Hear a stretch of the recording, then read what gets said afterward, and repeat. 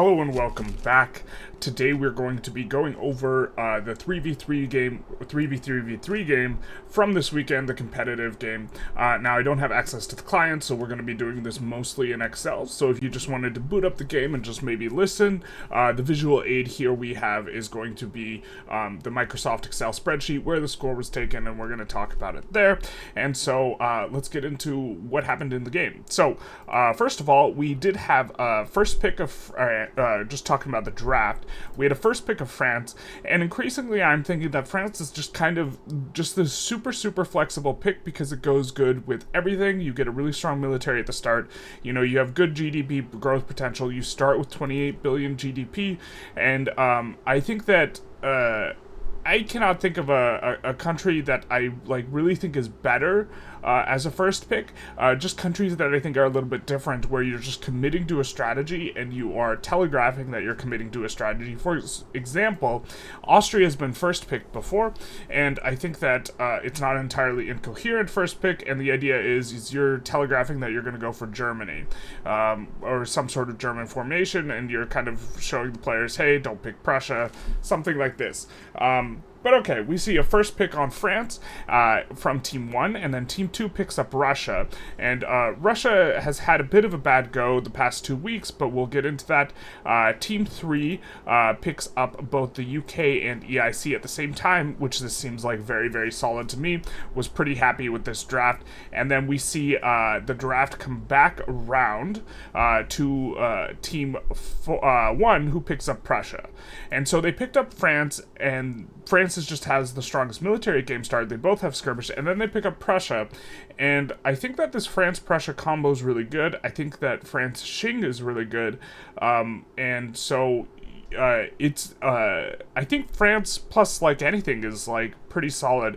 And so even though I don't think objectively France is the strongest country, which we'll get into that later when I talk about the updated rankings, I do think it might just be the best first pick. But okay, we see Prussia picked up, and then it wheels for Team 2. And Team 2 then picks up USA, Austria. And at this point, Team 2's team looks absolutely incredible. I think overall they won the draft, but they have Russia, USA, Austria. I think Russia, USA is a good pairing, but we'll talk about kind of what went wrong for them. And then we have this awkward spot where now you're 8th pick at Team 3, and usually, EIC is pretty good for growth, and Xing is pretty good for growth, but they both kind of struggle because they don't really have that strong of militaries. EIC's military is kind of okay, but they have coastal problems. They cannot move their capital off the coast. UK cannot move their capital off the coast, and so you're going to have landing problems. And then they pick up Xing, and so now they just have this enormous growth potential between the three countries. And this team, to me, also looks really solid. And then we see a Sardinia pickup from Team 1. And so their strategy, very obviously here, is since we're scoring now more based on percentage growth, they're going to look to create the German unification and the Italian unification in order to pick up a very large percentage growth. And they're going to use France to kind of babysit them through that period, because France's military is very strong. With Team 2, we just have, in my opinion, the most overall strength. The chat thought that Team 2 had won the draft, and I kind of still think that Team 2 won the draft, but we'll talk about it a little bit, why they had some trouble, but they just have very solid, huge GDP and pop from Russia, and Russia also has access to the very best logging. I really think Russia is a standout by having... Russia's also very flexible. Their military's not quite as strong as France, because France you can conscript up, and having being on skirmish infantry is a pretty big deal. Russia, you're a little bit backward, and you want to catch up both on railroads and that kind of front, and also get onto skirmish infantry, so it's a little bit tough. USA starts with skirmish infantry though, but doesn't maybe have the economy to support it, but you can always feed them money from both Russia and Austria in order to get huge mobilizations. The only problem is you're going to run out of ammunition because you are on the heavy conscription military model, so you have nowhere near the equilibrium ammo you need, so you need to build ahead of time.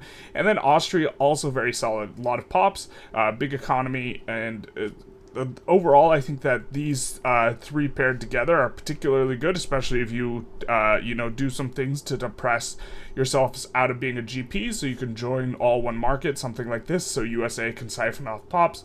Enormous growth potential from both Russia and USA. Russia off the back of having the best resources in the game, and USA off the back of, I guess maybe USA's growth potential is a little overestimated in the format because the games don't go that long, but okay. And then, Austria. And then Team 3, I think Qing is just a juggernaut of growth. Overall, I think that just kind of briefly talking about how the players did, we can see the scores here at the very end of the game. Team 1 really, really popped off with a really aggressive strategy. Let's talk about what happened, actually. So Team 2, they did a regime change on Russia, and then they struggled.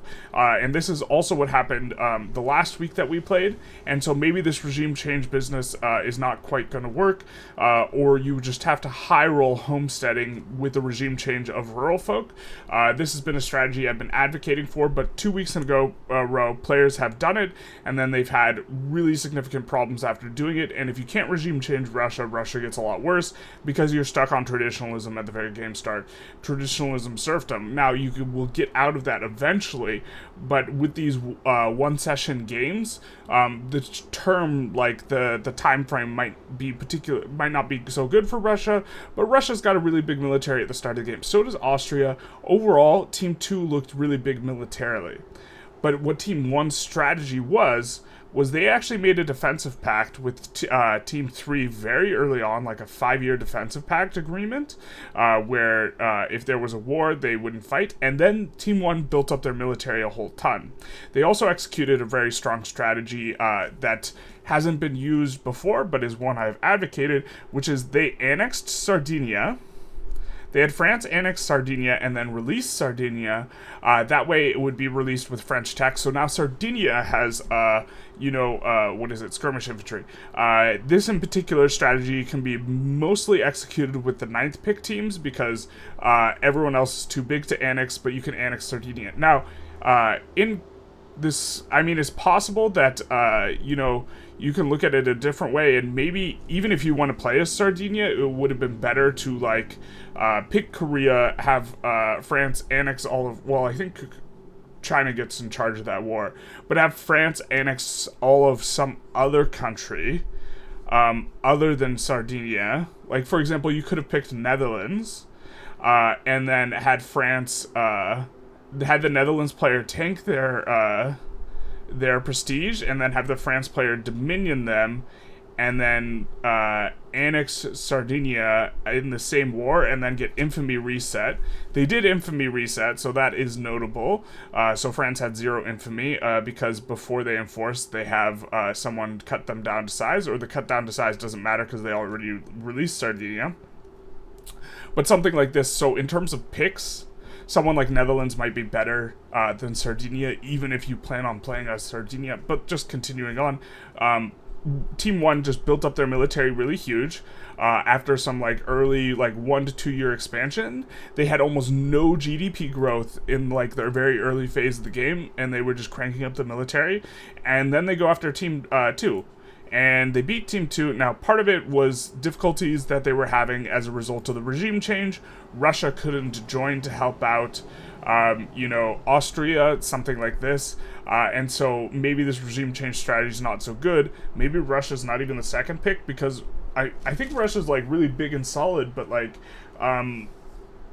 I don't know. It's hard to say. I still think they're incredibly strong, but they couldn't get everyone all in one war, and they were in bad shape. And so, I think France, at game start, Prussia loses to USA, Austria, maybe even.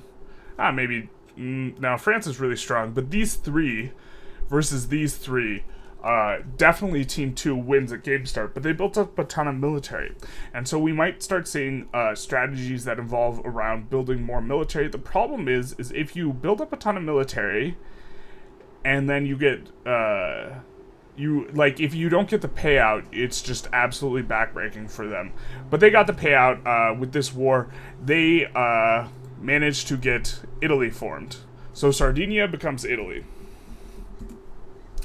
Okay. Well, following this, we get them. Team 1 declares war on Team 3, and they, I think, are looking to go for the full 7 points possible. They only got 6 points, but if they had gotten first place in nominal growth, they would have gotten the 7 points, and they go to kneecap Xing and take apart Xing.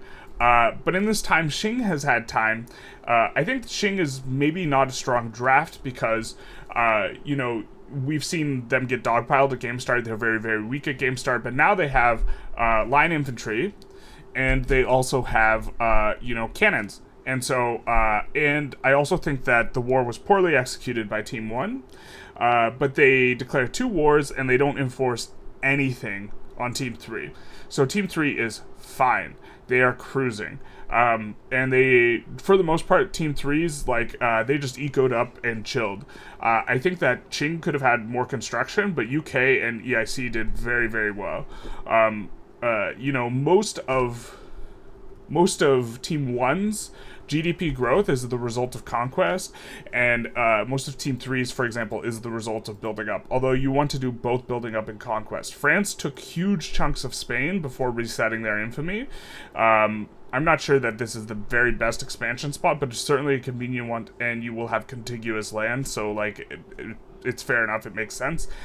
Prussia got enormous growth because of unifying North Germany, which we'll get to that in a second. And Italy, obviously you formed Italy and then you just absolutely crank up. You only start with 2.4 GDP, but then they had a really, really nice crank up too. So I think the Italy player played really well. They ended up getting the Generalist point.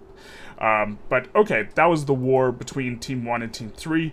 And then following this war, which, by the way, Team 1 and 2 secured another defensive pact. I think Team 1 kind of thought that it was going to be a 6v3, where the 6 of them were going against Team 3, but it was basically just Team 1 versus Team 3, and Team 2 kind of licked their wounds, which I think is fair enough. And then we see Team 1 go after Team 2 again.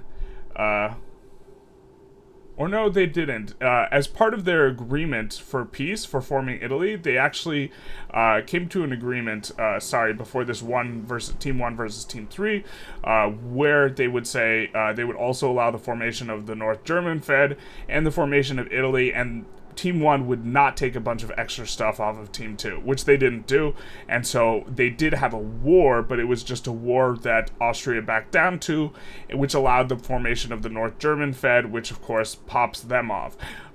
Until then, Prussia's GDP was pretty stagnant. It was like 14, 15, something like this, which is just a little bit over start. And France's had come up quite a bit, but that was mainly because of the annexation of Spain. They were investing a lot in military, and it's a bit tough, and maybe this makes the skirmish countries just way better. This is something really emphasized during the first couple weeks, but the skirmish countries can conscript up, and they can defend really well with conscripts in a way that the other teams can't, because what you do is you put down the edicts for the enlistment efforts. And when you put down the edicts for the enlistment efforts, you put them on either an 8 or a 9, a province that can currently conscript either 8 or 9 troops, and you go from your 1% giving you 8 troops goes to 6% conscription giving you, what is it? If your 1's giving you 8, your 6% will give you 48. So I think it's best on a 9 because 9 will bring you from 9 to 50, the full 50 capped, unless you are USA, in which case you can benefit even more from enlistment efforts, but it will be very, very expensive on your eco, which is why you can dump money to the USA and stuff like this. Okay. You can move up 41 conscriptable battalions, 40 to 41, if you're either putting on 8 or a 9. But if you are on skirmish infantry, these battalions are a lot more useful or valuable than if you're on not skirmish infantry. And so, but here's the thing: we're talking about a 3-year inflection period, where all the European countries who are not on skirmish. If you research skirmish first, you'll get it in 3 years, right? So we're talking about this really narrow band for this to work, and it won't necessarily work for longer games that happened to go 15 years or something like this. But this was Team 1's strategy, kind of go after some wars, try and do some things. They really only get it on Team 2, and I think that, maybe this business with regime changing is not... I think it needs more testing. I still think regime changing is strong.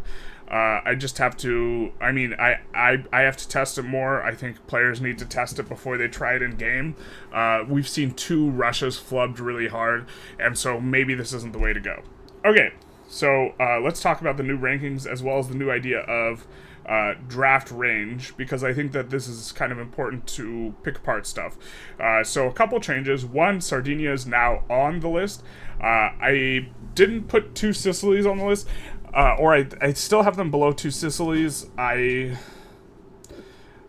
mean, you will get more percentage growth out of Sardinia, but I think that Netherlands is probably a better draft with like kind of the strategy we discussed earlier, and I think that you can actually just annex Sardinia as like something like France, and that if you want to release Sardinia, and you don't necessarily have to pick the start as Sardinia, and that you would maybe get more out of a Netherlands start giving away the free dominion, something like this, with like the same strategy of going for Italy through Sardinia. So I think Netherlands is a better pick. But also with this list here, we're trying to rank the power level of the starts, and 2 Sicilies is a stronger start. One of the problems that the players told me that they had is if you annex 2 Sicilies, for whatever reason, you can't release it. And so they had to do it with Sardinia. But 2 Sicilies is just a stronger start. Korea also is good on the catch and release program, because you can annex... This is probably the largest country pop-wise that you can annex the entire country and then release it, if I recall correctly. And so Korea has something to be said for it. But these are all like rank 9 countries, which are all kind of close in value. Notably, Ottomans is the only one who's been picked more than once. And they also have a pretty good win percentage. So Ottomans might deserve to move up above Spain. I would just like to see another performance from Spain before kind of making this movement, because Spain has a lot of good things going for it. Belgium has really good tech, though. So you can kind of feed Belgium some stuff at the start. And I'm not sure if I think that, I'm starting to think that maybe the conscription law, the heavy conscription, instead of professional army, what is it? I forget what it is. The heavy conscription law. I'm starting to think it might not be better, but currently I still kind of think it's better, and Belgium does start with it, and so does USA.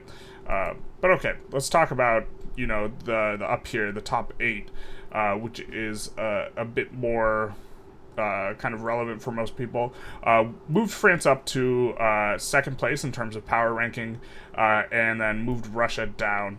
If you can regime change Russia off of traditionalism and serfdom, I think Russia's number 2. If you cannot do this, I think they're number 3, and it's not abundantly clear to me which one of these is possible. It's looking less possible, and so we're moving France up. France also has skirmish infantry and is just a little bit more flexible, because you can pick a really vulnerable team in France, and then you won't be vulnerable. But if if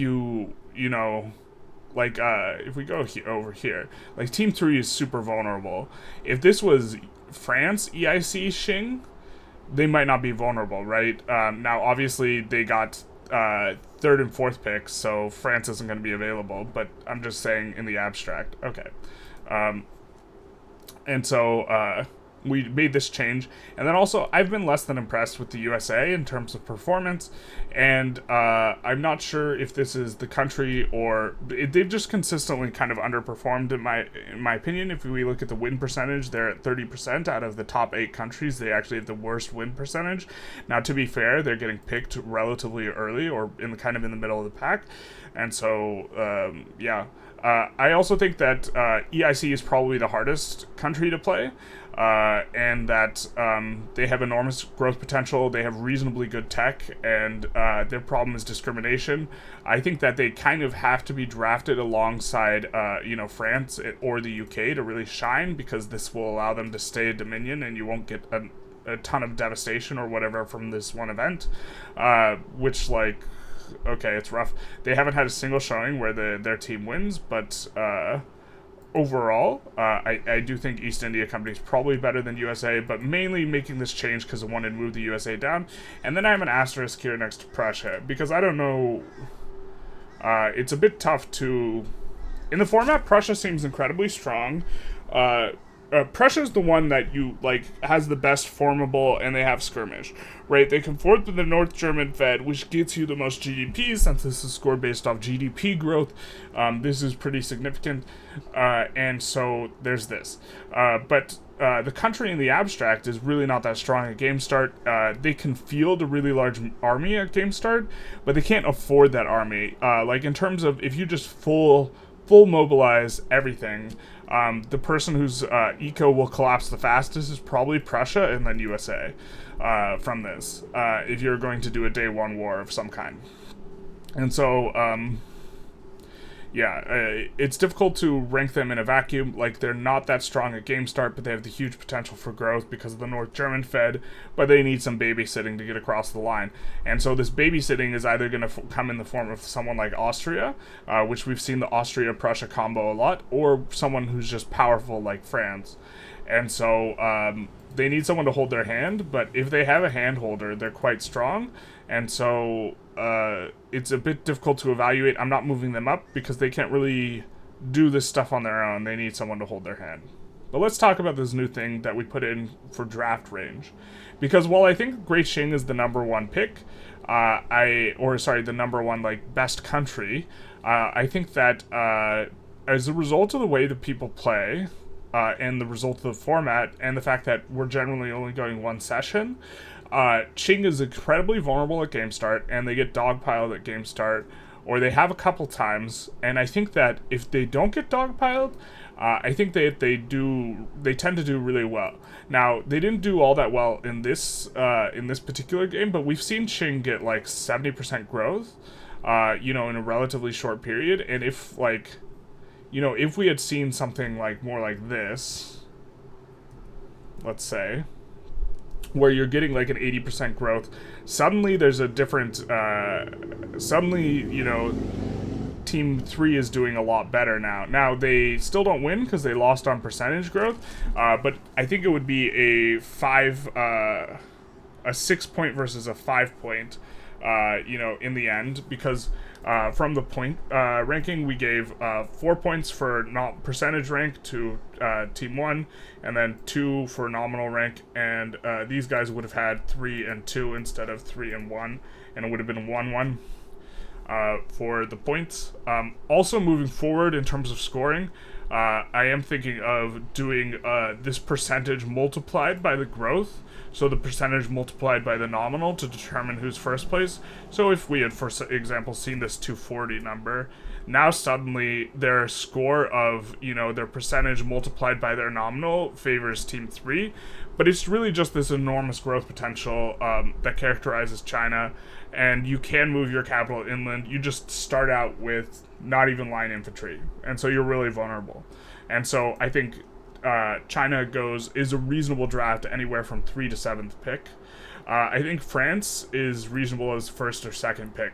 I don't think that there's...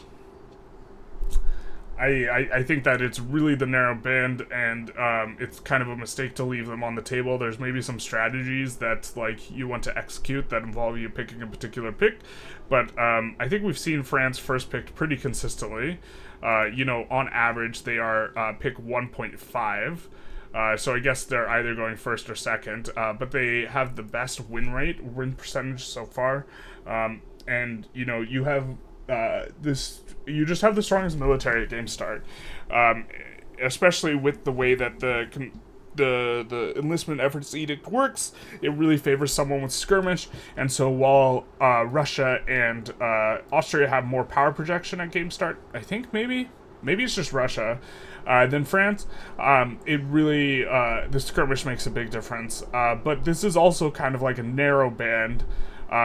They also have a relatively small starting GDP, relative to their military, and so it can be also the case that they are really good at just getting percentage growth, and so they should be valued as a higher pick, even if they're not as strong in the abstract. Okay, Russia. I think Russia is really strong. I think that we still need more information on if this regime changing business is possible. If it's not possible, I think they might be, like, in terms of power rank, they might be below the UK. But I think that they do seem quite strong, and I think they're relatively flexible as well. France and Russia are incredibly flexible. You can hide your capital for both France and Russia, meaning you can keep it off the coast. Although it is possible to defend even when it's on the coast, so maybe I'm emphasizing that too much in these videos, but okay. For UK, this might surprise people, but I think it's in the 2 to 6 band. Generally, they've been performing quite well in games. We've seen the UK manage to defend in wars a few times. You just need to put in like a dozen, people patrolling the coast at your capital, and then your capital suddenly becomes kind of like an inland state. You also start out with, skirmish infantry as well, and you start out with a bunch of subjects, and you can both annex these subjects or just let them pay you money, and while they're paying you money, you get to construct a lot more, and so you have this potential for growth off the back of, receiving this money from subjects. And so, yeah, I think that, you don't want to draft UK late. They're still really strong. They have skirmish infantry. You do have some awkward situations with the East India Company, though. Okay. For the East India Company, I think this is another one that's a little bit hard, but I think that their 4 to 7 is a comfortable range for them. I think drafting them like way later is just a bit of a mistake. I think that they are like kind of in a vacuum. Obviously, in a vacuum, I think that they're stronger. They have more growth potential than any one of these 3 later countries. Although the USA one's probably pretty close. They've historically performed pretty poorly. I think that they're a really hard country to play, and so maybe this is a reason to not draft them as early, but just like kind of objectively speaking, I think they're very, very strong. I think that you really want to get them paired up with either France or the UK. You can become a protectorate of France before unpause, and then you do not trigger the negative event. But if you trigger the negative event, their stock goes down quite a bit, and so you'll be looking. I think a lot of times with the current draft system, like here. We are currently doing, I think, this draft system where it's 1, 2, 3, 3, 1, 2, 2, 3, 1. I think with this draft pattern, you'll see a lot of Team 3 taking UK, East India Company, as kind of what's going on. And because both the UK and the East India Company are a lot stronger, in my opinion, when they're together, because the UK doesn't get this weird market collapse at game start, and the East India Company doesn't get their negative event, and so, we might see some of this, but Team 2 could pick, like, UK pick 2 and hope to wheel, East India Company relatively late, and I don't think people will pick it up, although, like, if we see France, and then pick 2 UK, and then pick 3 I don't know what, and then East India Company wheels, like, that would be a reasonable draft, I think, and so I think this is kind of the target range for them. USA 5 to 8. Every game we see USA actually get like a pretty big bump of growth from puppeting and then annexing Mexico, but literally every country can puppet and annex Mexico. USA is just kind of in the best position because they're geographically similar.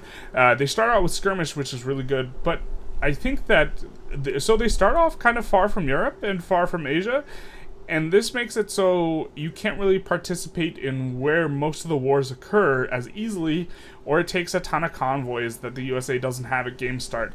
And so you actually have this weird sort of, difficulty to contribute, because while you can conscript up several hundred conscripts, you don't have the convoys to support them at game start, and so you aren't to start at game start in terms of, military strength, as I think that the skirmish would suggest, whereas everyone else, if you're fighting a European war, they're all in Europe, France, UK, Prussia, Belgium, these are the other, like, skirmish starts, and so, I think that the USA also, one notable thing that's really good about them is they can pull a lot of migrants, and they also have a ton of resources. But these don't play out as really, really important in these like one session games. And so have a range of like 5 to 8, expecting them to go relatively late.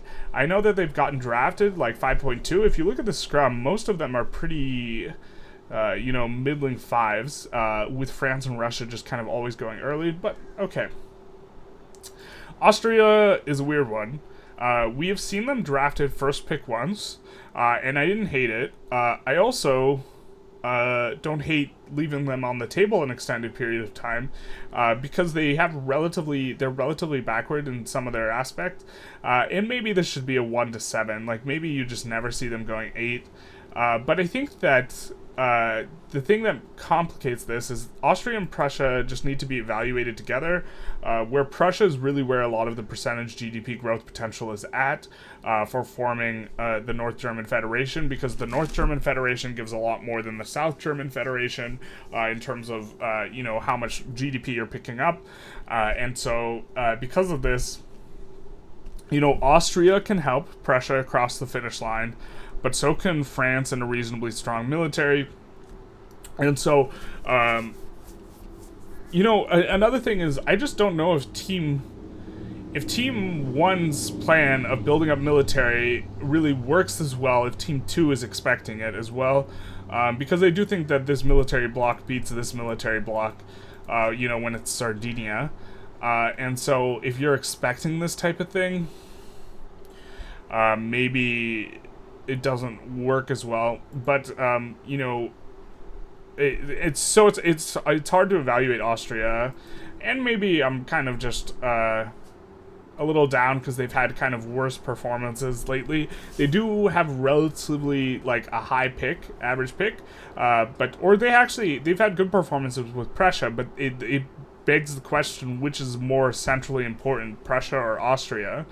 And I'm not really sure which. We've seen Prussia perform pretty well. Prussia is getting picked on average at 4.3, and they still have an even win percentage, which is a little bit wild because they, like, if we look at GDP and we think about military at game start and stuff, they're really not the strongest, but they do have, they have good, laws, and they have good tech at game start, and so maybe this you need to value this over the GDP and population, which is what Austria has relative to Prussia. They have an advantage in that. Also, I think that consulting this average pick is kind of an important thing, because some of the countries, like with the really high win rate, for example, Ottomans has a win rate of 67%, but they're getting picked 9th pick every time when they're doing well. So like you couldn't consider Ottomans like crazy good, but just something to point out is Great Qing is getting average picked 5.5, and they still have a 63% win percentage. Now I see France is obviously getting picked, average 1.5 pick, and they're getting a 70% win rate, and so there's that. But I think that also to a large extent there's large skill differences between these players. But I think that this is kind of important to note, and we are starting to get enough data rolling in on some of these that we can have a bit of an appreciation for which countries are the best, and this sort of thing. But I thought that this draft range thing would help to clarify stuff with Great Qing specifically, because I think Great Qing is incredibly powerful but incredibly vulnerable. But maybe they're really... I think if you play out of your mind with Great Qing, that you could pick them first or second too, as well. I just think everyone's scared to pick them early because you are going to have to defend a really difficult war. You have to move your capital to Yunnan. I think this is the best place to move it. That way Yunnan is not releasable as a war goal. And then you are going to need your teammates to brick war goals on you. And so the enemy team needs to specifically 6v3, where they declare war on your teammates first so that your teammates cannot declare war on you. And then you will need to, like, as Great Qing... I mean, yeah. Also, when you get war reps enforced on you, I think it takes it based on your tax rate, and Great Qing is making most of their money based off of, minting. And so, the fact that you're paying war reps is less favorable on Great Qing than it would be on any other country. Yeah, it's just this starting GDP and pop. It's just, there's nothing anywhere close to it, and... it's a big deal. I think next session might consider scoring based off of